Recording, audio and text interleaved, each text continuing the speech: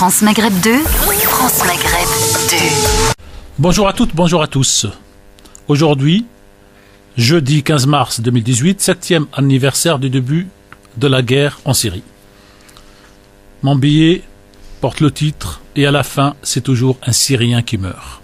Le peuple syrien commémore aujourd'hui 15 mars 2018, le début de ce qui a été annoncé comme une révolution en Syrie, dans la foulée de ce qui a été vendu par la presse mondiale comme la révolution syrienne.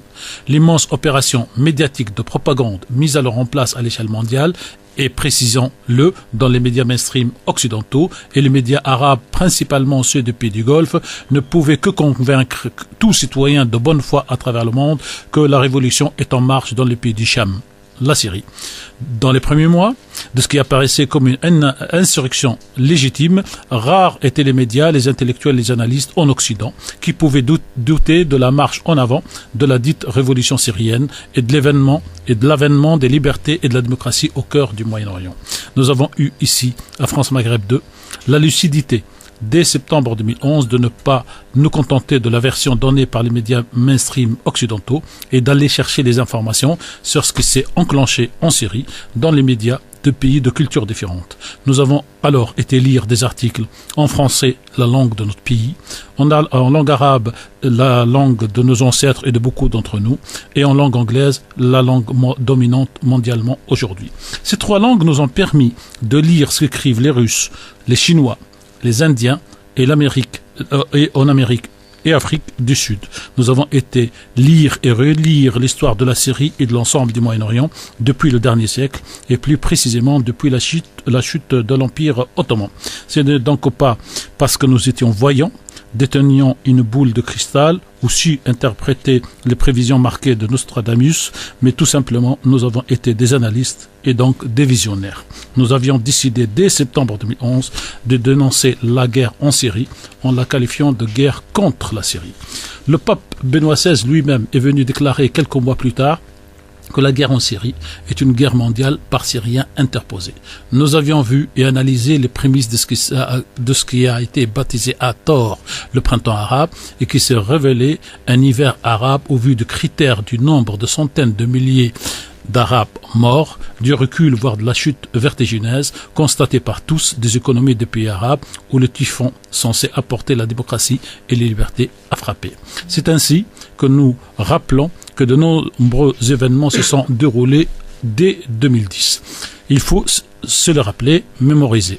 Une répression en août 2010 de sit-in hebdomadaire à Alger.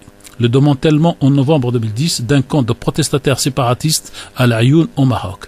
Des manifestations début décembre 2010 contre la hausse des denrées alimentaires en Algérie. Mais le point d'orgue du lancement du fameux printemps arabe a eu lieu à partir du 17 décembre 2010 dans le sud de la Tunisie, dans la petite ville de Sidi Bouzid, et l'immolation par le feu, puis la mort du vendeur ambulant Mohamed Bouazizi, qui conduit à la fuite ou le départ, selon les versions de l'ancien président tunisien Zine El Abidine Ben Ali. Les populations d'Égypte, puis la Libye, puis la Syrie ont emboîté le pas de ce mouvement tunisien. Les causes légitimes de ces mouvements dans l'ensemble de ces pays sont à forte dimension sociale et sur un fond constaté et non contredit à ce jour du manque des libertés individuelles des citoyens. L'intervention des forces occidentales, américaines, françaises, anglaises, italiennes et israéliennes à travers la personne de Bernard-Henri Lévy, mais également de manière plus feutrée de la Turquie et du Qatar, puis la dislocation de la Libye et de son éclatement en 3 régions, puis l'assassinat de Kadhafi le 20 octobre 2011 nous ont ouvert définitivement les yeux. Une interrogation particulière nous a secoués depuis. Le dit printemps arabe n'a pas pu, su ou voulu trouver le chemin pour trouver un seul pays arabe, soutien des États-Unis. Le déferlement des combattants de la liberté, entre parenthèses, et l'implication de 123 pays en Syrie nous ont définitivement écarquillé les yeux. Tout cela nous a fait, comme beaucoup d'autres, y compris en Occident aujourd'hui, nous a fait rejeter les expressions de révolution arabe, révolte arabe, réveil arabe et qualifier ce mouvement d'opération de manipulation à grande échelle et de révolution Facebook, de révolution Twitter ou encore de révolution 2.0 pour faire éclater les pays arabes et les diviser pour chaque pays en plusieurs cantons, le tout dans le cadre de l'ancien présent projet américain qui porte le nom de code le nouveau Moyen-Orient, soutenu par Kissinger, Brzezinski et Madame Condoleezza Rice. Espérons que cette guerre touche bientôt à sa fin, que le pragmatisme, le réalisme et les intérêts internationaux en jeu laissent présager sa continuité avec l'existence de conclaves encore contrôlés par les dits rebelles armés dans la Ghouta à Idlib et d'autres zones sous le contrôle des armées américaines et turques.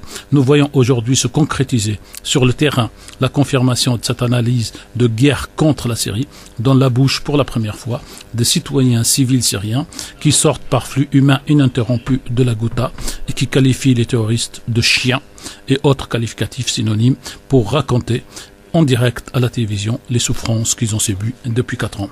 Nous commémorons ici à France Maghreb 2, aux côtés du peuple syrien, cette guerre de Satan, ce drame humain qui dépasse en durée la durée de 4 ans pour la Première Guerre mondiale, la durée de 5 ans pour la Seconde Guerre mondiale, en espérant qu'il ne durera pas la durée cumulée de 2 guerres. Cette analyse nous amène à dire et à conclure, et à la fin, c'est toujours un Syrien qui meurt.